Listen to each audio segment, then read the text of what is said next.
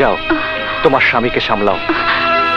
আচ্ছা মিতা, তুমি বেঁচে আছো মিতা? বাচ্চা মিতা, বাচ্চা মিতা, আমার মিতা, সত্যি সত্যি তুমি বেঁচে আছো? হ্যাঁ বাচ্চা, রাজুকে নিয়ে নাটক আমি সাজিয়েছি। মিতা, বেঁচে আছো মিতা তুমি?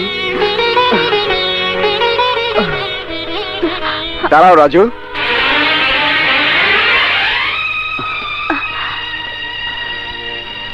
তুমি ঠিকই করেছো রাজু। আমার মতো মানুষকে বোঝানোর জন্য এটাই ছিল একমাত্র পথ। এতদিন টাকার নেশে আমাকে অন্ধ করে রেখেছিল, আর নয়, এবার আমি তোমাদের দুঃখে তোমাদের সাথে থাকবো। আমার চাকরি থাক বা না থাক, আমার জান চলে যাক, আমি অদা করছি। জব্বার আর কোনোদিন তোমাদেরকে ওই বস্তি থেকে উচ্ছেদ করতে পারবে না, কিছুদিন না। জব্বার সাহেব, আমি আর আপনার অন্যায় কাজ করতে পারবো না, আমাকে মাফ করবেন।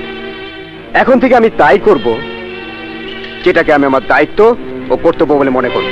ইন্সপেক্টর, ভুলে যাসনি আমার নাম জব্বার খা। আমার সাথে চোখ পাল্টালে আমি তোর চোখ তুলে নেব।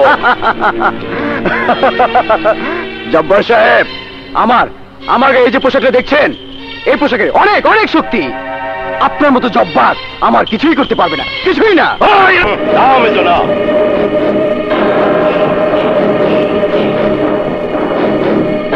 শুনুন জব্বার সাহেব, আজ শুধু আপনার টাকাই ফিরে দিয়ে গেলাম না, আজকের পর থেকে যদি ওই মহল্লার দিকে আপনার নজর পড়ে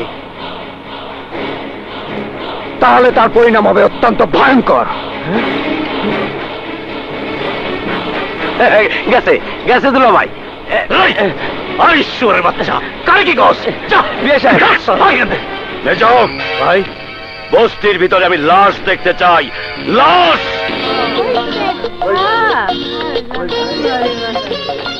আমাদের দোকান খোলার খবর পেয়ে খুশিতে সবাই একেবারে পাগল হয়ে গেছে। সবই আপনার দয়া স্যার। আমার না বিপ্লব ভাই, সব তার ইচ্ছা। ধন্যবাদ দিই আল্লাহকে যে উনি রাজুর মতো ছেলেকে এখানে পাঠিয়েছেন। স্যার, এখন থেকে আমরা সবাই এখানে শান্তিতে থাকতে পারবো তো? হ্যাঁ, নিশ্চয়ই পারবেন। 2-3 দিনের মধ্যেই আমি উপরে আলাপ করে এখানে পুলিশ ক্যাম্প বসিয়ে দেবার ব্যবস্থা করছি।